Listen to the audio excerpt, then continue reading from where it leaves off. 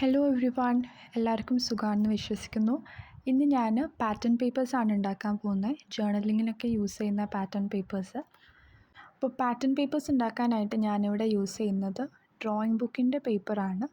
ഇത് പകുതിയാക്കി മടക്കി ചെറിയ ചെറിയ സ്ക്വയേഴ്സ് കട്ട് ചെയ്തെടുക്കുക.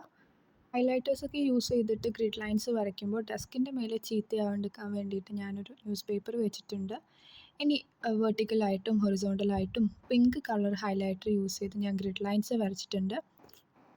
ഇനി ഇതിൻ്റെ നടുവിലായിട്ട് പിങ്ക് കളർ തന്നെ പെന്ന് യൂസ് ചെയ്തിട്ട്, ഇവിടെ ഗ്ലിറ്റർ പെന്നാണ്, സാധാരണ പിങ്ക് പെന്നായാലും കുഴപ്പമില്ല, അത് ഹൊറിസോണ്ടലായിട്ടും വെർട്ടിക്കലായിട്ടും വരച്ചു കൊടുക്കുക. എന്നിട്ട് സൈഡൊക്കെ റൗണ്ട് ഷേപ്പിൽ കട്ട് ചെയ്യാം. പിങ്ക് കളറുള്ള ഒരു പാറ്റേൺ പേപ്പർ റെഡി ആയിട്ടുണ്ട്. ഇനി അടുത്തത് യെല്ലോ കളറുള്ള പാറ്റേൺ പേപ്പേഴ്സാണ് ഉണ്ടാക്കുന്നത്. അതിന് വേണ്ടിയിട്ടായിട്ട് തിക്കായിട്ടുള്ള യെല്ലോ ഹൈലൈറ്റേഴ്സാണ് വേണ്ടത്. പക്ഷേ എൻ്റെ കയ്യിലിപ്പോൾ ഹൈലൈറ്റേഴ്സ് ഒന്നും ഇല്ല യെല്ലോ കളർ. അതുകൊണ്ട് ഞാൻ സ്കെച്ച് പെന്ന് യൂസ് ചെയ്തിട്ട് ഹൈലൈറ്റേഴ്സ് പോലെ കുറച്ച് തിക്കിലായിട്ട് കളർ ചെയ്ത് കൊടുത്തിട്ട് നേരത്തെ ചെയ്ത അതേ പ്രോസസ്സ് ഞാനിവിടെ കണ്ടിന്യൂ ചെയ്തിട്ടുണ്ട്. പക്ഷേ ഈ ഒരു പാറ്റേൺ പേപ്പർ മാത്രം എനിക്കെന്തോ ഇഷ്ടമായിട്ടില്ല. ഇപ്പോൾ നിങ്ങൾ ചെയ്യുമ്പോൾ ഹൈലൈറ്റേഴ്സ് തന്നെ യൂസ് ചെയ്യുക, അല്ലാണ്ട് ഒരു വൃത്തി കിട്ടില്ല. ഇവിടെ ഇനി നെക്സ്റ്റ് ഞാൻ ചെയ്യുന്നത് ഗ്രീൻ കളർ ഹൈലൈറ്റേഴ്സ് വെച്ചിട്ട് ഗ്രിഡ് ലൈൻസ് വരച്ചു കൊടുത്തിട്ടുണ്ട്. അതിൻ്റെ സെൻറ്ററിലേക്കായിട്ട് നിയോൺ കളറുള്ള ഒരു പെന്നാണ് യൂസ് ചെയ്യുന്നത്. ഒരു ഗ്ലിറ്ററി എഫക്റ്റ് ഉള്ള യെല്ലോയിഷ് കളറുള്ള നിയോൺ കളർ പെന്ന്. അപ്പോൾ ഈ പാറ്റേൺ പേപ്പർ കൊണ്ട് നമുക്കൊരു ജേർണലിംഗ് കൂടി ചെയ്ത് നോക്കാം.